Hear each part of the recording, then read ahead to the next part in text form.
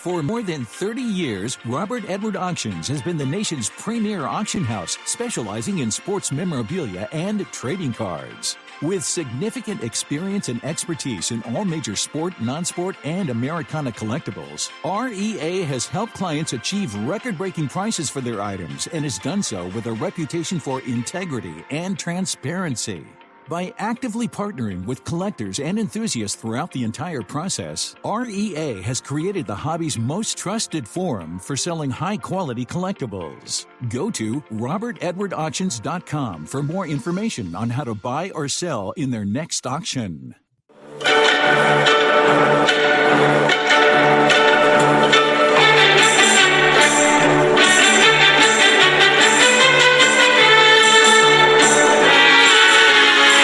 I'm Danny Black.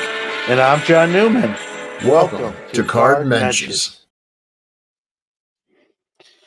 And I'm John Newman, and I'm back from playing hooky on episode 21. Listen, I got a last-minute offer to go to the Savannah Bananas game, and it was a hot ticket. And so I went, and I got to be honest, it was great. They're like the Harlem Globetrotters of baseball, and had a good time. And except a lot shorter and a lot whiter. Yeah, but I was laughing out loud, and that's not always easy to do. So, but it's episode 22. There's no Savannah Bananas game today, so I'm here. And it's good to see where I rank. I'm right under a banana. It's good to have you back, buddy. But listen, bananas are cool. Like, very few people don't like bananas, right? But today's show, I think it's going to be in a few people's wheelhouses, if I may be so bold. 80s and 90s baseball cards you want to own, right? I know a lot of people, call it the junk wax era, and it was. I don't think we can, be disingenuous, but there's still some great cards of the 80s and 90s. I own some. Danny owns some. You out there most likely own some too. We're gonna try to pick 5 each, but as we always do, we cheat and we'll mention more than that. But I'll list 5, and then we'll do some honorable mentions. And it's not really based on price. I mean, some cards on my list are expensive. Some cards on my list are not as expensive. And so it's not necessarily the 5 most expensive cards. I mean, there's some rare 90s inserts that are awesome. But those didn't make my list. So anything you want to add there, Danny? Well, first of all, good to have you back. I'm glad you got the VIP banana experience. If you would have stood me up for a regular banana ticket, that wouldn't have done good. But you were a VIP banana guest, so with all you can eat food, I can't argue with that. Yeah, it was all you can eat food.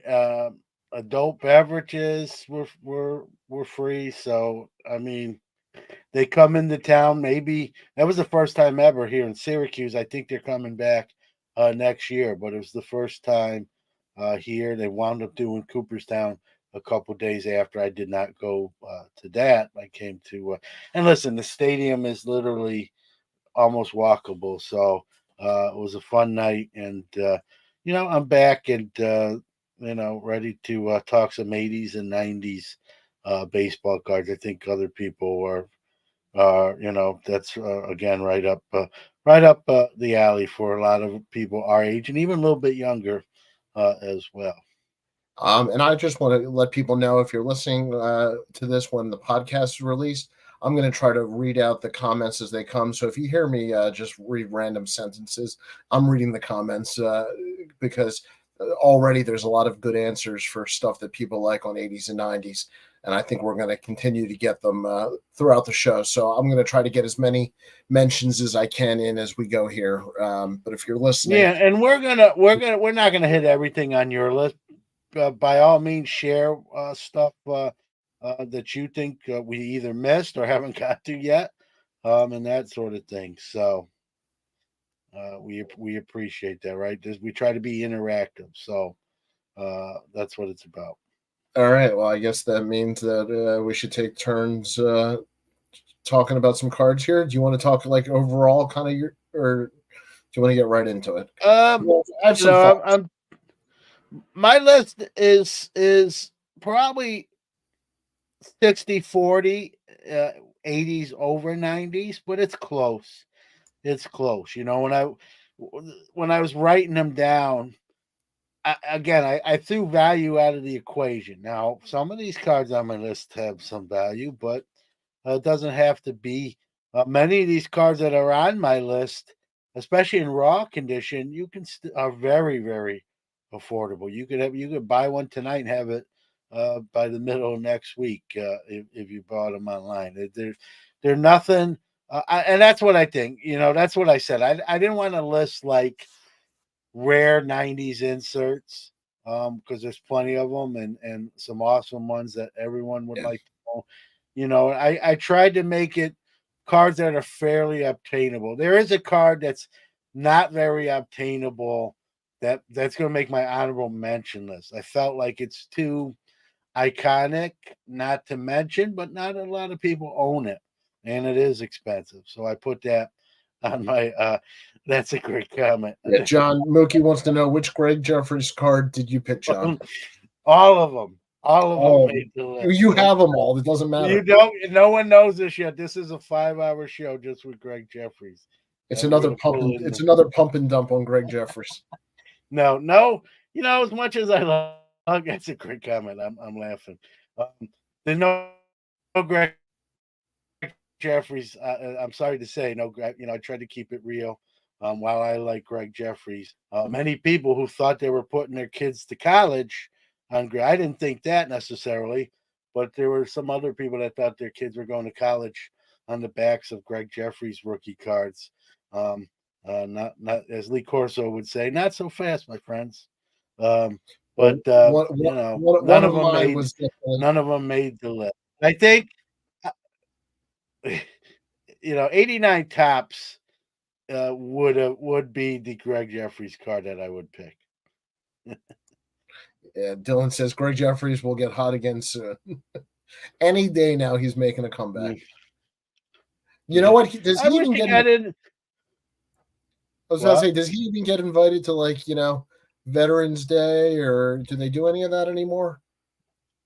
Like Old Timers Day? Old Timers Day, Legends Day. I think the Mets are going to start doing that, so hopefully we see him back in well, not back. He never played in Citi Field, but we see him appear in Citi Field.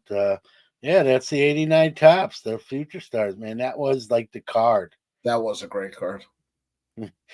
Just the stance. He's got his glove hand and his regular hand on his kneecaps, and Warren, you're on the chat. Yep. So yeah, that's an iconic card. I mean, if I put a Jeffries card on this list, that would have been the one. It didn't. In all fairness, I'm sorry, Greg. I love you still. You didn't make the list, but still in our hearts. Yeah, that's the thing. We all have a favorite band we sort of like, but it's not the greatest, but it doesn't rank. They're not going to the Rock and Roll Hall of Fame, but we still like them. That's where Greg Jeffries is, an equivalent to the cards. So Ruben says that Greg Jeffries got bumped for Lee Mazzilli and all time. Lee Mazzilli is like I know he's not a Hall of Famer by any stretch. He is beloved in New York because he's a native. He managed the Orioles. Yeah. And one of the worst players.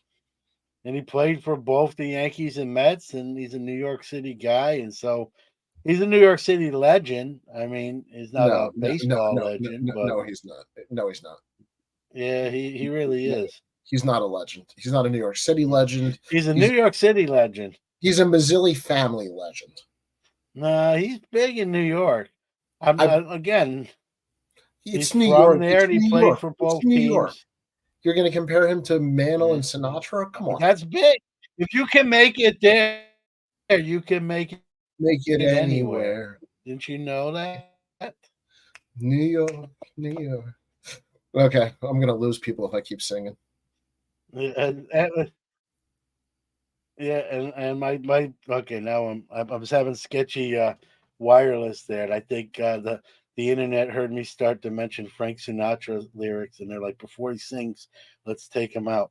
So that's Oh, what happened I'm there. getting corrected. He is from Jersey, but let's be honest. He owned New York Yeah, for a while.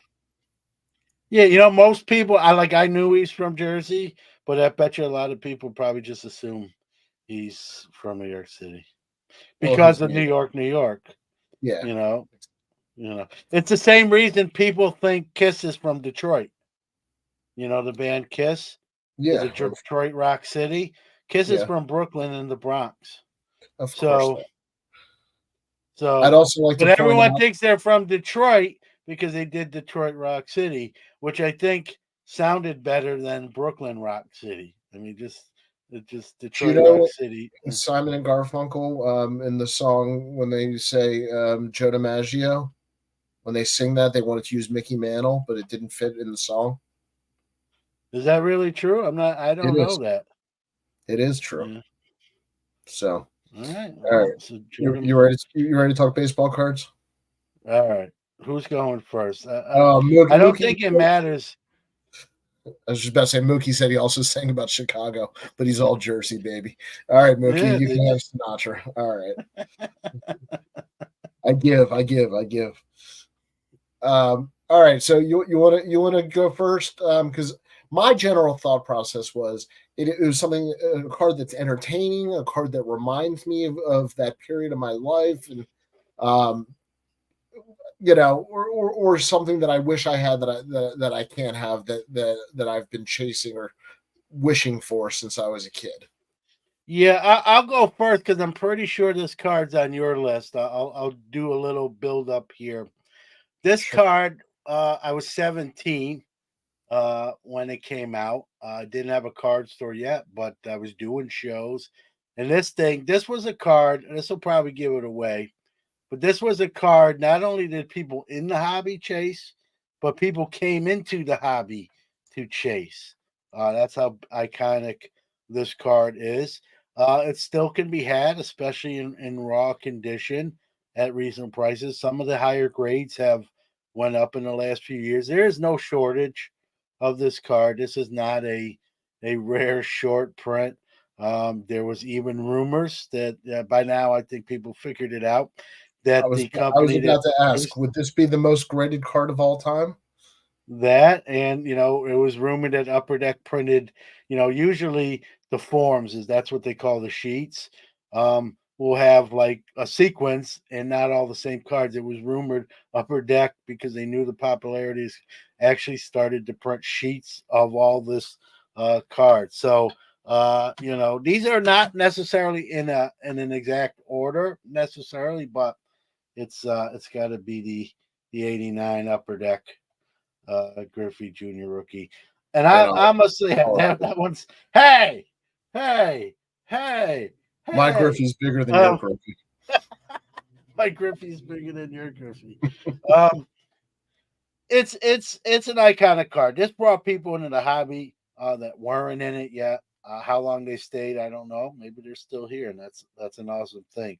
But for being in the hobby as a 17-year-old kid, here's the crazy thing: the guy on this card at the time was only a year or two older than me, and I was trying to pull him out of a pack. I played high school baseball at the time. I was no Griffey Jr. I think that's safe to say. But like I think if you're a baseball player, right, you dreamed of being a major league player, and here was somebody taking the hobby world by storm that was only a year or two older. You sort of felt sort of a kindred, uh, you know, uh, connection to this card. There's no shortage of these. This is not a short print card. Quite the opposite, but it's iconic, right? It's Upper Deck's first foray. It's card number one. It's a Yeah. star rookie, and it's the big close up and that Griffey, the kid's smile. Just my wife knows nothing about cards. She's not in the hobby. She's supportive of me. She knows about this card, and she's not in the hobby and doesn't follow it. that's that's what I'm saying about this card. Even my wife knows like the significance of this card. My wife probably would think this is the most expensive card I own because it's probably the only one she like would recognize. It's not, but everyone's either owned one or pulled one. You know, Well, there's a lot of people that think the pose. There's a lot of people that think the pose was done as a shout out to the 52 mantle. Yeah, I listen. Anyone that follows, either my show or the content knows I'm a sucker for acetate cards and big facial close up rookie cards. Like there's something about those, right? That's a hint to another one you might see here on this program. Warren says certainly iconic. John's favorite word. Yeah. So, and it is, and I'm not saying it's it's not a 52 man in Orlando, so, but it's got to be on the list. I think if you had 100 people in the hobby do the same list, it would probably be at least on 90 of those people's list. And shame on the 10 who didn't put it on there. That's all I'll say. Well, you and I did not talk in advance, which is why I had this ready for my list. So I'll just go ahead and say this. I had this on my list as well, and I'm going to second pretty much everything you said. An iconic card for a generation. I just think it represents really a time in the history of cards and the hobby where there was a real transition. What that card did really shook up the hobby like very few sets ever have. So and Griffey Jr., the player himself, Danny, too, the way he played the game and always, with a smile on his face, and let's be real. I know I don't always like to talk about this, but he played in an era where, performance enhancing drugs became an issue, but yet he was never mentioned in that group. And so when you look at his stats and know that he did that clean when a lot of other people weren't, they're even more impressive. I think he's still I know this sounds crazy. He's still an underrated player. He's in the Hall of Fame. I agree with you. He's revered by most, but I still think, especially hobby wise, a lot of his I try to buy a lot of his stuff up when I can. Well, how much do you think the injuries hurt? The worst thing I could say about him, he probably hung on at the end with the Reds when he kind of went. Maybe not initially when he went to the Reds, but he played a couple seasons there that were, not Griffey Jr. type years. But he was in his 40s. His career was not short. I mean, he played into but his peak was shortened by injury, and I think that adds to a little bit of his infamy. Is we knew how great he was, we saw it, and it left us wanting a little bit more, a little bit like Bo Jackson in that way. Yeah, no, I agree.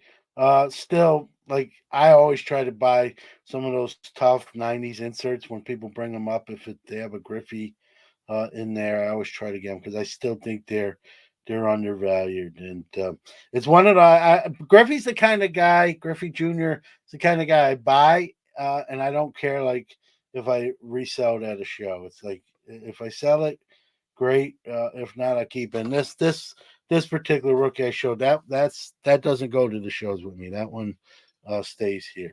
So, well, it actually to get it in a 9 is on my want list. So I'm jealous. It's a great card. It's iconic. But like you said, there's no shortage, which is probably why I haven't rushed out to get one. Because if you go on eBay, you can see about 1,000 of them available. But I think I might have given away my next one. So you mind if I go ahead and go next? Yeah, go ahead. Well, that's the way we do it. So go ahead. All right. Well, anybody who knows me knows I'm a big fan. Bo knows cards, and I just think this for me was such a legendary card. The back has the bow, the BO, the Royals blue, and the Raiders black. Exactly. Exactly. This is just, the card is actually up there. It to me is the poster on the wall that every kid had for a while. It was the peak of Bo, and Bo at his peak might have been the greatest athlete I've ever seen live. I was lucky enough to be at the game of Memorial Stadium. If you've ever seen the video of him running up the wall and down, I was there. It just absolutely unreal. So for me, that card, even though it's not necessarily an expensive card, I from the moment that card came out and its 90 score, I've loved that card. 90 score 567. That's how iconic that card is. I know the number. It's 567, I believe. So I know it's Bo Jackson. And I don't own this card, but I've owned it plenty of times. But that's how popular this card is. It just sells as quick as I put it out because it's not crazy expensive. It did get up there. I don't know if you remember this, Danny, during the COVID crescendo, as I like to call it. That card was bringing like zooming like that motorcycle that just went by my house. That thing zoomed up to like 40-50 $. Remember that? And selling, not it's obviously come back down now, but that card sells. Anytime I get that and pop it in the showcase, it doesn't stay in the case long because it's $10 to $20 now, and it's one of those cards that people buy multiples of. Like I've had people buy the card from me, and like I have like 10 of these. I just keep buying them, when I seen them. I had like a lot of 3 or 4 of them last year at a show, and the guy he said, "What do you do if I buy all 4 of them?" And I gave him a deal, and he goes, I probably have 40 of these now, but I just love the car. I'll buy them if I can get a deal. I'll buy them all day. I'll buy them all day long. And again, way, iconic, right? That's what I look like with my shirt off. I just want to be clear about that. If you have one of those vinyl Halloween costumes we used to wear when we were kids, remember those old vinyl? When you walk in, it's like, right? You weren't sneaking up on anybody. You got the mask with the rubber band that people could pull off your face and snap back. Like, it's Halloween. You snap it on the. Well, I got 12-year-old twin boys, so we still get this stuff every Halloween, and it's coming up. So I am so scared. All right, let me catch up on a couple comments because the chat room's been great tonight, guys. I apologize. 90 Leaf Thomas wasn't far behind. 3D 80s. Score was everywhere back in the day. I used to buy them cheap, and that was, I think Dylan was had on here. Score was freaking awesome. It was absolutely. 3D 80s kids, my friends and I were more excited about that one, talking about the Bo Jackson than the Leaf Thomas. The Leaf Thomas is another great card. Dylan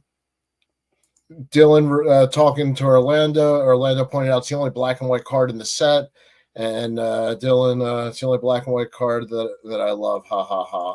Our vintage friends talking junk. And that Bo Jackson card, I'm sure when other players like saw that card, they're like, "Man, I wish I could have a card like that." That was probably some player envy there too. Like they didn't have the physique Bo had, so they weren't. I was about to say, did you see those abs?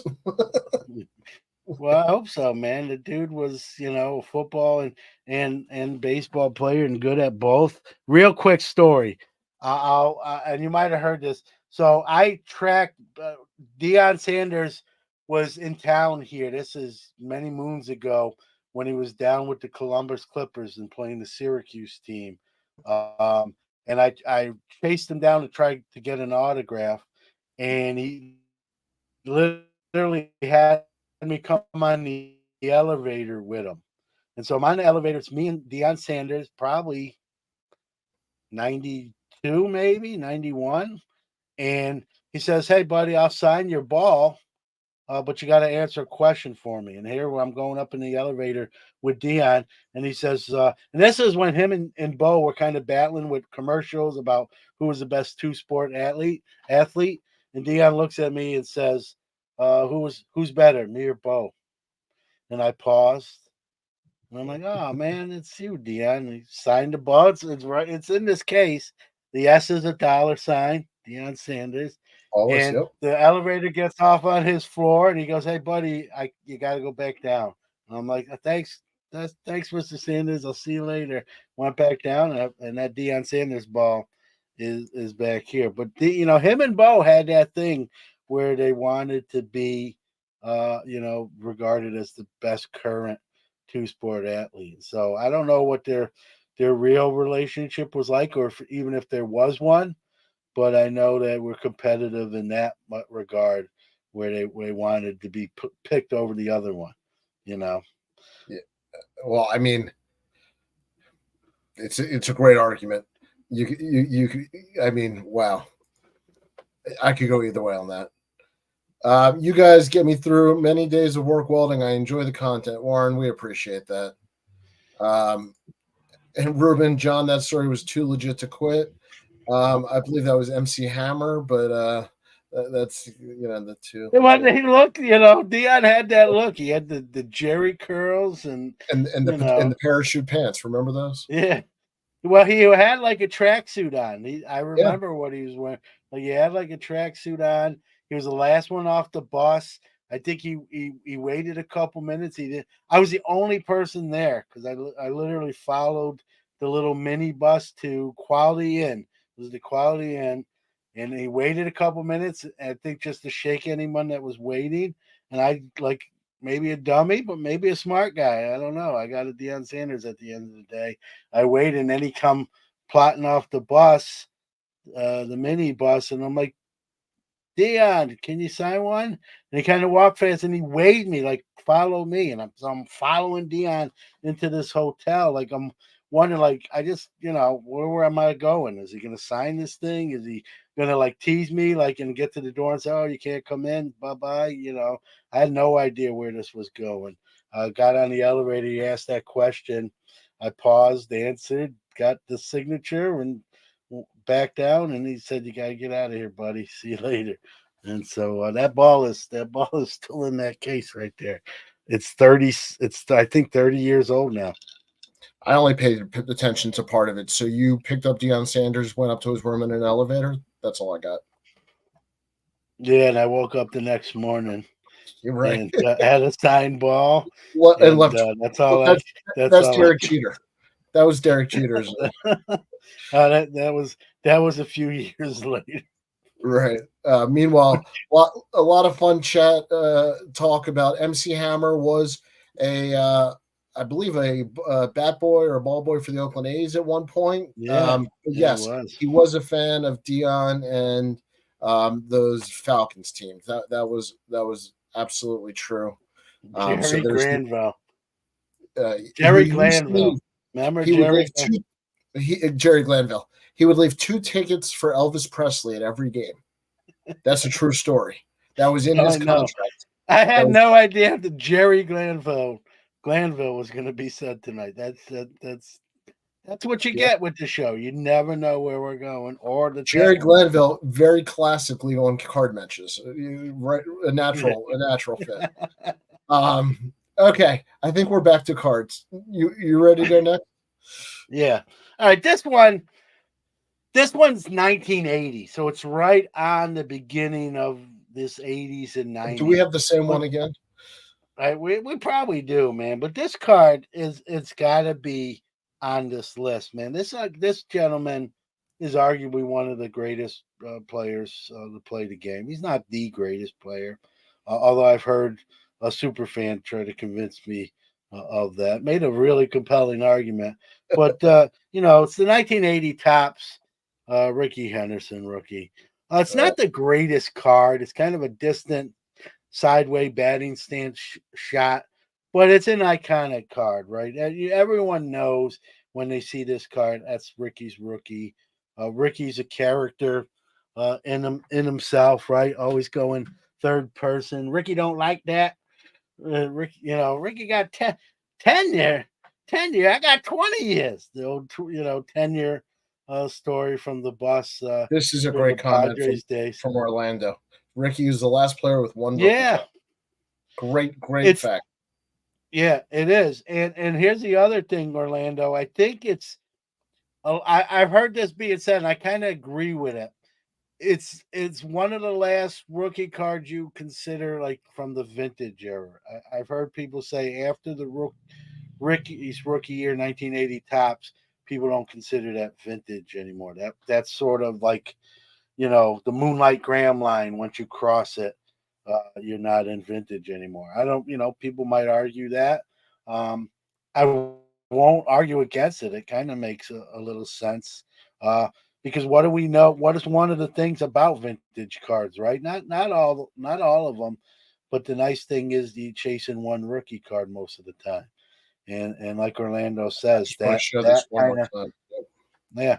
After that Henderson, right? You had at least three, most of the time, three choices when Donruss and Fleer showed up on the scene in '81, and so this if Henderson's rookie was a year later, you'd have three choices to own a Henderson rookie, but you only have to get the 80 tops to have the rookie card. So it's got to be on there. I know it's sort of a layup to put it on the list, but because it is a layup, that's why it probably should be on the list. But I do think it gets lost in between modern and vintage collectors. Um, and I think it's worth mentioning. It's a very expensive card in a high grade. It's very hard to get. High grade it is. If you don't get it in a high grade or you get it raw, It's it can affordable in a be low grade. Yeah. yeah. It's even affordable raw. What I like to do with the Henderson rookies when I can is buy them raw and then try to grade them and see, how they grade out. But it's not an unobtainable card. It's not a short print again, uh, much like the cards we've talked about so far. But it's got about a lot of reasons. Well, and one of the reasons it's the last single year is it was before we had Fleer and Donruss and um, everything else. So Yeah. I'm going to creep into 1982 when I go into mine, and it's the exact opposite. Is where I'm headed. So before I move on from Ricky, is Ricky done with Ricky? Ricky's done. But thanks, John, for putting that card on the list. Ricky like that. Good night, Warren. Enjoy Suits. It's a great And show. I hear a I've seen. lot. I've never seen it, but my kids in high school are talking about it. They're like, Mr. Newman, you watch Suits? I'm like, no. They're like, oh man, you got to watch that. Like, so it's. I've heard adults talk about it glowingly too. So apparently, I got to watch Suits. Is what I'm being told. Um, some people say Mariano Rivera had last Stanley rookie in '92 Bowman, but it's laughable in appearance compared to '80 Tops Henderson. I was on a show the other day. I will say Mariano Rivera's pleated pants are still one of my favorite things in the history of baseball cards. I cannot buy a pair of khakis with pleats without thinking of Mariano Rivera's pants. That whole set, that '92 Bowman set, yeah, Chipper Jones in a golf shirt and shorts, and many other players. Right, it was a different. You weren't used to seeing the players on cards like that. Maybe after the game when they shower, clean up, and make their way back onto the team bus. But I thought that was really cool. I think '92 Bowman could we could honorable mention '92 Bowman, just the product for doing something different, right? With those Manny Ramirez with his arms folded and his head on his arms, right? In plain clothes. The Mariano Rivera, like you just showed that card and people know what it is, right? And so um, that set, I opened a lot. I'll say this: back in '92, I opened a lot of '92 Bowman. So Dylan says '92 Bowman. yeah, I know the cards aren't necessarily expensive now, like they at one time they were, but they're still just an iconic set for doing stuff sort of different than what we were used to seeing, right? And which I thought was pretty neat. All right, now the least surprising thing in the world. Can I show my next one? Yeah, go ahead. Because people in the chat have already commented. They know I was going to show a Ripken. So, but I actually took the 82 tops traded Ripken. The Yeah, three-player Ripken, and just the three-player Ripken was Bob Bonner, Jeff Schneider, and Cal Ripken. Jeff Schneider's birthday is actually wrong on the card. It's an uncorrected error. And it's a great card. I like the single player rookie. I know there's an argument over whether the traded is a true rookie. But for me, the first single player Ripken from Tops is just an all time classic. It's always had value. The production run was far less than the regular one. Dylan says he knew I would pick the traded version. But I wanted to, this is where I'm going to cheat. If I hit the Powerball, and we're pushing $1 billion here, if I hit the Powerball, I'm going for the police insert Charlotte O's orange. It's just my dream card. This was given out by the police. It was never sold at a team store. There was no way to buy it. The card's not even numbered. Just an absolute chase card and a goat for me. But they're a fortune, even if you can find them. So the least surprising thing in the world is that Danny picked Cal Ripken. So, which is why I didn't. I knew you were going to cover it for sure. And I'm not arguing. 82 tops traded. That is the Ripken to get. No offense to the try rookie card, but there's you see those all over the place. I probably have 5 or 6 of them here at some point, and that's a great card too. But to get the traded where it's just Ripken, kind of more of a close up picture where he's got a bat in his hand as you just illustrated. It's a card I don't have yet. I PC graded Hall of Fame rookies. That's the one that it's a great looking card. Yeah, that's the one that's on my list. I don't own it just yet, but at some point I probably will. But it is a great card. You don't see. I'm not saying it's short printed, but the fact that it comes out of a traded set, you don't see a ton of them all the time. You got to obviously break the set to get the individual card, and so I think I know. that's the Ripken rookie. It's a set break. It's not a pack pull. Yeah, I mean, we didn't really go over any sort of rules, so a couple of my honorable mentions here when we wrapping up will be like sets rather than kind of like what I said. The 92 Bowman should get an honorable mention as a whole set for being like kind of iconic and must own, right? So the Ripken's definitely. And especially if you're a Ripken fan, it's a standalone rookie. So, I mean, I won't argue. I didn't put it on my list, but I won't argue with it. Yeah, tough card to find center. It's the trade is a tough card to find in high grade. In fact, 10s are very low population. So I've dealt with them before, and gosh, they're awesome when you can find a high grade. All right, Mr. Newman, what do you have? All right, I don't have one near me. I probably have one in the box over there, and I know we talk about doing it clean, and I got to follow up a traded card with another traded card, right? And I don't have a picture, but the 86 tops Barry Bonds traded. Just again another close up photo. I'll say it. I don't like Bonds the person, right? Not a very nice guy. I think he was going to be a Hall of Famer before he started using HGH, so I felt like he didn't need it. My son likes to argue that he should be in the Hall because he would have been in prior to usage, and but the 86 top traded Bonds is on that. It's still, for a guy not in the Hall of Fame officially, it still sells very well. It's still an in-demand card. And, it's out of the 86 releases, it's the most desired one. I mean, he has a Fleer update card, a Donruss the rookies, but that one is the one that everyone I get. It seems like every show I get asked if I have any, and I don't. I might have one like just that doesn't make it to the show with me, but I don't have any in my show inventory at this point. I It's a want to card get two, that I want to get just two points in at a comment real quick if I can cut you yeah, off, yeah, John. Dylan yeah. brought Go up ahead. Dylan brought up a good point about the color matching. We saw it with the Henderson, we saw it with the Ripken. I couldn't agree more. Just an absolute great point about the color matching on the card, how great it looks. And then talking about Yeah, the Tiffany version, only 5,000 printed.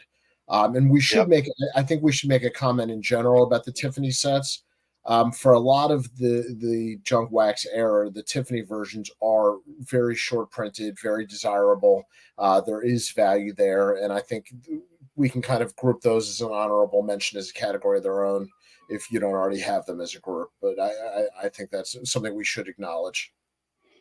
yeah. Tiffany, that Tiffany Bonds is definitely a card that always will sell, and if it's a high grade, you're going to see it probably in a an upper echelon auction, maybe like a Heritage, because it's going to bring at least four figures usually. So, I know Bonds is a sort of a hot button player, and even with myself, but um, I anytime I can grab an 86 tops traded at a reasonable price and deal, I do, because still in demand, and maybe someday he'll be in the hall. Maybe he's one of those guys who are going to wait on, till he passes away. I think they're going to do that with Pete Rose. They're going to wait to certain guys. Sounds kind of cold, but and then sort of put them in then. But Tiffany singing in the malls, yeah. I think we're alone now. That's all you're getting. Just you and Dion in an elevator. Is that what you were singing to him? Wow, that was quick witted. It took me a second there. Thank you. Thank you. It was just me and Dion. I'd like to throw out on the 86 traded set the Bo Jackson also. Yeah, yeah. I just think that's another classic card from the 80s. Yeah, the 86, someone put in there the whole 86 traded set. Yeah, there's some other guys too that are definitely worthy. That was, there were a lot of dud traded sets in the 80s. The 86 was not on the dud list. Let's just put it that way. Yeah. Ruben says, I just pictured Jim with a tumbling earring as he's saying that. Don't forget the parachute. Don't forget the parachute. During my Wham years. Right. I could see you doing George Michael in a mall. You got options, John. If it doesn't work out, you got options. Yeah. Evidently, Suits is over. Welcome back, Warren. That or he had a fight with his wife. We always welcome with us. We're not going to yell at you. Yeah, that's funny. And Dylan says the 86 normal set was a dud for players. Yeah. The 86 tops regular set was, now when I remember when it came out, I was digging it and opened plenty of that too as a 14-year-old kid. But we're looking back on it now, it definitely didn't have much star power or rookie power. That's where the traded set came in. Mookie says the 86 Bo Jackson tops traded is the same image as the 86 Donruss, the rookie card. Weird seeing the same pick on the tops and Donruss cards. It's a great point. Yeah, I don't know how that happens. Like usually they have like their own photographer, so that's a great find out what happened. If somebody knows the story behind that, put it in the chat or because you hear like companies themselves will use the same photo in like the next year's release, but it's like tops and tops or Fleer and Fleer again. But like he just pointed out, Mookie pointed out, like those are two different companies. So I don't know how that. Well, there are third-party photography companies. There used to be AP and UPI and PhotoFile. Yeah, but once you sell the photo to a company, don't they own? Only if it's an exclusive sale. All right. I'm curious. That's If somebody knows the story, I'm curious. I don't know how it happened in this case. So we'll have to ask Rich Klein. Maybe he knows the story. Mookie says his guess is it was a Royals press issue, and both companies were able to use a question mark. It's a good point. Yeah. Um, This is a good and, question. and Ruben says, "What about the Sportflix? Oh, the Sportflix cards. We should give a shout out to. Nice call, Ruben. Yeah. Those were awesome. We used to turn them. Man, I miss talking about this, man. I miss some of that stuff. It's like you can't go home again. And Dylan wants to I mean, know you when can we're still bringing buy out the the 86 cards. Summers Canseco. Now, are you It's talking on about my- Jose or Ozzy? It's on my honorable mention list. It's on my honorable mention list. So if you want to, Jose, and I don't know if Not I'm in Ozzy and out, Canseco. but all right, am I back? You're Yeah, no, good. it's Jose. Yeah, it's Jose. That card is iconic. I wish, the ending for Jose was as good as the beginning, right? If that's a whole different card. If sort of Jose Canseco wasn't sort of a joke of himself, and like he was a great player, a masher. We all know, we don't have to rehash the story. Everyone knows, especially if you're in the hobby, he outed everyone, became sort of ostracized. You get the home run ball bouncing off his head over the wall, like for his men. Can we just give a moment Good to Jose acknowledge the ball Canseco off stories you the can head? tell. You can tell. Yeah, and where is that ball? Like, who owns that thing now? I don't know, but I think he gave us one of the greatest highlights of all time. Nothing, but it's a great story. Yeah, that. John, you Yep. did a professional transition there, and so I'm going to take advantage of you flipping over there, and I'm going to pull up my next card if that's okay. Take my turn here. Let's go. You mentioned Canseco, and you were talking about the Bash Brothers, and I think for the '80s, you got to talk about the McGuire Olympic tops. Yeah, I missed this one. This one didn't make my list, and it probably should have. So I'm glad it didn't sneak by you; it snuck by me.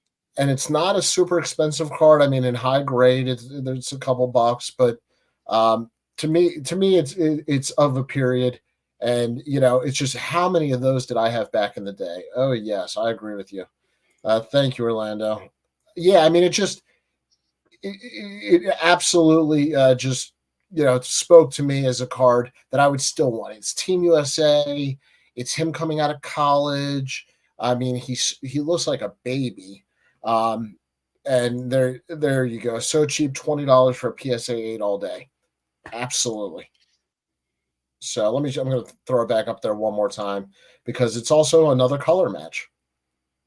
It is, and he's representing the country and the Olympics, right? And it's also a card that's sparks some debate sometimes, Danny, with like, is this the rookie or is it the 87 tops? People get really fired up about it.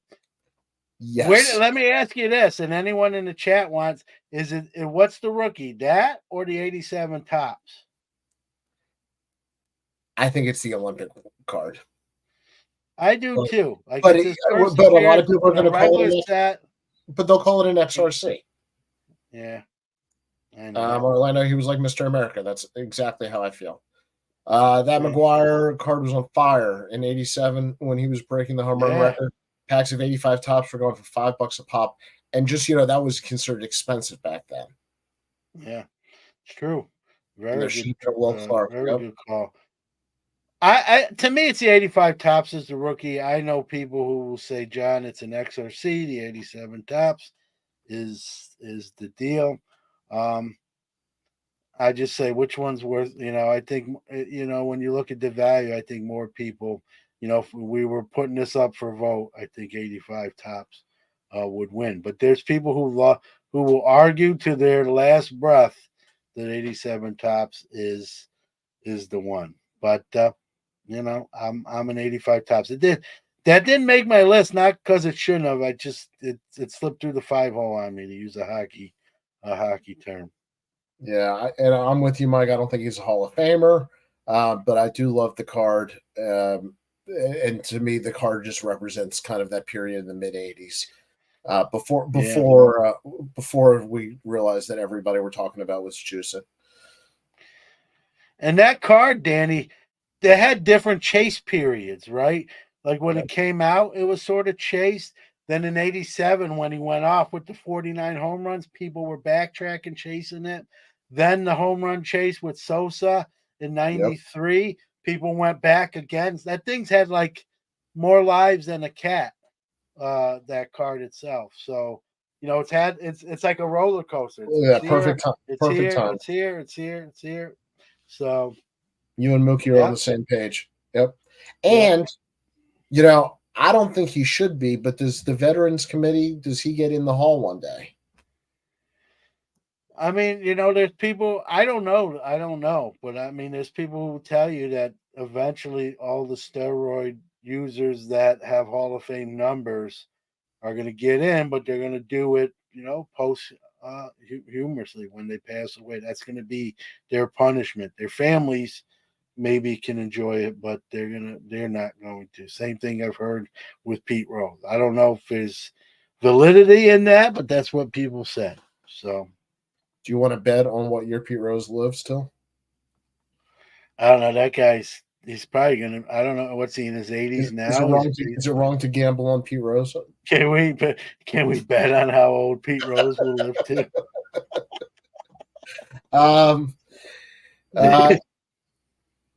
Yeah, Mike Petty. He has the same chance as Palmero with the pointy fingers. People don't like liars. Should have just told the truth. Yep. Yeah, that Palmero thing, I'll never forget that. Right? Like I did not, use performance enhancing drugs, and like the next week, it seemed like it came out. Sammy Sosa forgot how to speak all of a sudden. That whole thing was like a train wreck in itself. Yeah. So And I know we're going to lose everybody to the yeah, Hall of Fame yeah, conversation. that's a good point. That's a good point. The Okay, 3Ds, there's some that and I love Mike Piazza, but I don't know how long he used for, but I believe he did. There's been reports, Roberto Alomar has also been rumored, and et cetera, et cetera. Really? See, I've never heard Roberto, but yeah, I guess. He played in Baltimore for a little while. Yeah. Rumors. And I don't like to talk in rumors. Let's talk about stuff that touches me this week before we leave. Rest in peace, Brooks Robinson. I got news for you guys. Not just as a baseball card conversation, but as a person and life. Just Brooks Robinson was the quintessential gentleman. And I was lucky enough to meet him plenty of times, and he lived up to his reputation every single time. So I just want to give a shout out to Brooks and thoughts and prayers with his family. All right, we're on the home stretch, John. So I need your final cards and your honorable mentions. All right, all right. This is, I think, the final card. And then I have some honorable mentions that I'll breeze through, but I kind of hinted at it before, right? Sir Mix-a-Lot like big butts, and he couldn't lie. I like big facial close-up rookie cards, and I cannot lie either. Here's another one that makes that list. The '84 Donruss Manly card, 12-year-old John Newman of Brooklyn, New York, ripped probably more '84 Donruss than I could afford. Trying to pull as many of these as I could. This is one of my favorite. Forget this card itself. This is one of my favorite card designs of all time. The '84 Donruss with those kind of 3 sweeping lines through it. You got a New York City kid, and while I was sort of off the Yankees bandwagon, I was still a Donnie baseball kid. And this card. This card was sort of like the '89 Upper Griffey before that. This was a chase card in 1984. Manley's kind of on that Hall of Fame bubble. People think he should be in. He was a Others will, perennial MVP candidate over those yeah, years. and others will argue that his career was not short enough and he didn't win a ring. Crazy story, they won the year before he made his debut, I'm pretty sure, and they won the year after he retired. This sort of terrible irony for Donnie Baseball to not get a ring. But one of those guys, if you needed a hit, right, you wanted him in that batter's box. And then, you had 85, the batting title chase with Dave Winfield. And so, but this card, like I try to get these. This is one of those cards I don't really sell. I just try to get them and keep them. And just to me, it's an iconic card. 12 years old was when I really started to ramp up. I got started as a 7-year-old, but when you're 7, you're really relying on other people to buy you cards or can I have that. 12 years old, you can rake leaves or mow lawns and to start getting money for packs. And like I said, every dollar I had went into 84 Donruss packs. And to me, when you think of Manley's rookie, right, you got the tops. You got the Fleer, but the Donruss is the card for me from his rookie, uh, cards. So I had to put it on the list. Love that card. The 84 Tops Mattingly was one of my first. It is, and that's that. I went after that too, but I was, the thing was 84 Donruss. I remember at the time it wasn't always in the stores. Like the It was a Tops was lot harder always to get. there. Yeah. Yeah. So anytime I went into a store and they had like 84 Donruss, depending on my financial situation at 12 years old, I tried to buy as many of those packs. And in New York, there was a lot of competition. Even my friends were trying to get the Manley card, right? Like I remember opening, my friends are all near me. We all have 84 Donruss pack. And you're looking at your pack. Did I get it? You're out of the side, out of your right eye. You're looking at your friend on the right. Your friend, did you get one? No, I didn't get it. On to the next pack, right? And then the sound when someone got, pulled it, like, yeah, Yep. and that sort of thing. So it just brings you back to 12-year-old me, Brendan Ryan with another great card, the 84 Nestle Mattingly. Loved it, Yeah. Nestle Mattingly. That was a great one. I like to just, that Mattingly has such memories for me. My first trip to Cooperstown was 84. My grandparents were still alive. They took me there, and I got my first box of cards. The full box that I ever got was a box of the 84 Tops, and that Mattingly card was the one that I've ripped every pack searching for. And I got a Mattingly and a Gooden, and I just thought that was the greatest box in the history of boxes. And then I left it in the hotel drawer and forgot to take it home with me. Yeah. So, Yeah. All right. What you got some cool stuff on your honorable mention list? What do you have? We didn't. Neither one of us mentioned this card. I thought for sure it might be. I don't know what I even delineated my 5, but 93 SP Jeter is another card that probably should be on this list. I have bad nightmares of it because I sold 1 million of them because I thought he was sort of overrated, and it was during my store years. In '93, I had a card store and probably sold 150 of those between 93 and 94. I'm not crying. I mean, I made money, but for what they're worth now compared to what I sold them for then, thinking he was just a good looking Yankee shortstop that would just be, good or very good and not great. And turned out to be the opposite. So 93 Jeter it should be on that list, right? Here's one that I talked about, an expensive card that will make only honorable mention because it's so rare and so expensive. The 1990 Tops Frank Thomas, no name on the front. That's that's Do a you like the card that card, or is it just famous for the period? I think it's iconic for the period, right? It's a card I've never owned, and I've owned a lot of crazy stuff, and I've never you don't see a ton of them. Let's be honest with you, And so, the reason I didn't put it in the five main cards and not and on it is because of the price and the rarity of it. I think to make my list, it has to be obtainable in some form or fashion. Not that you can't buy a 1990 no name Frank, but you're gonna get out your checkbook or your PayPal and pay a chunk of change for. But I think we have to put it on the honorable mention list. I don't know if you want me just. I only have a few more, Yeah, go even a for it. couple sets. The '84 Fleer update set, which I have, was stolen. The key cards were stolen from me. I did own it. That's a great set. I don't think there's a ton of those cards out there, and it's got talking about Gooden. You got Gooden, Puckett, Clemens, Strawberry, Pete Rose is even in that '84 Fleer update set. How about 1991 Topps Desert Shield cards? We should Remember have those? mentioned Desert Shield. Yeah, that was Yeah, worth mentioning. as a set, right? I mean, the only difference between them and the '91 Tops was the that gold, Desert Shield emblem. They But were sold as a set, weren't they? no, they were sold in wax packs. I mean, they were sent overseas. They made their way back to the states, Right. and Okay. those are, those cards, even commons in a gradable condition, bring. And I'm seeing less and less of them.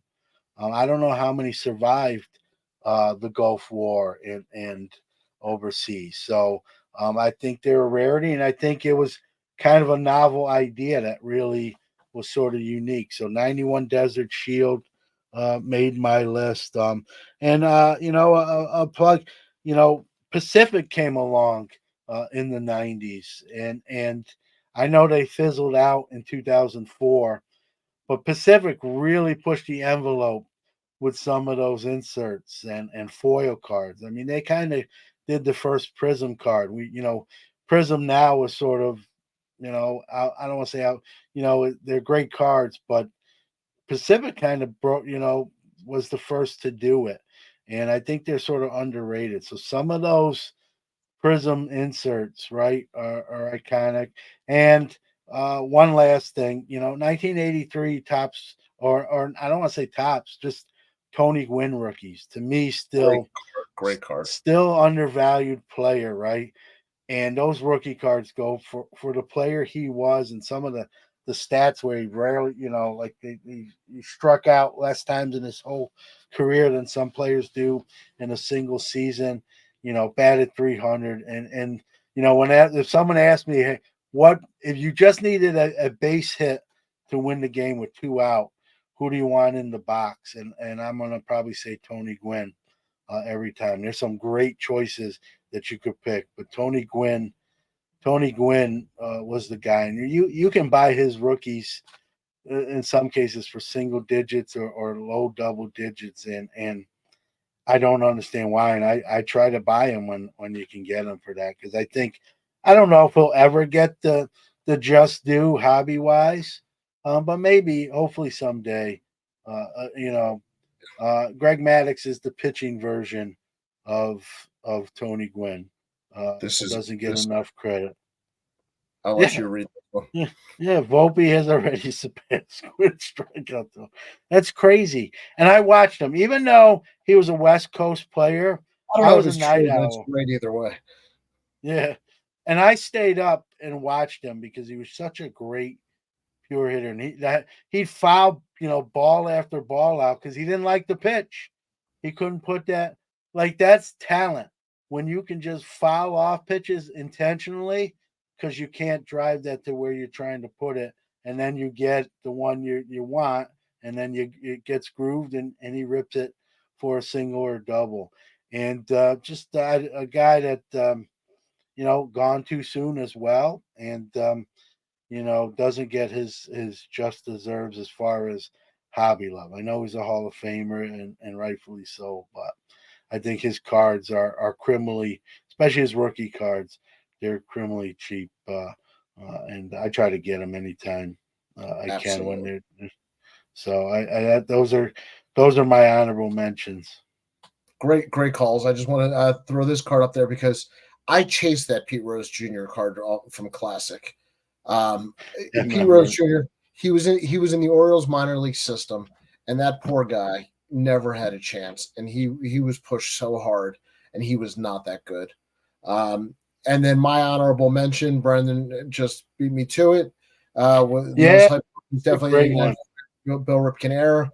It was on my honorable mention list, kind of for this reason, because of the hype. That there was no lack of production. You can find them very easily. Now there are a ton of variations. There's 14 versions now.